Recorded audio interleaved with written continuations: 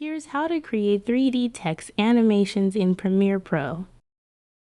Select the Type tool and create your text, then customize its appearance in the Properties panel. Apply the basic 3D effect to your text layer from the Effects panel. In the Effect Controls, adjust the swivel and tilt parameters to achieve your desired 3D orientation. Enable keyframing for both scale and position properties.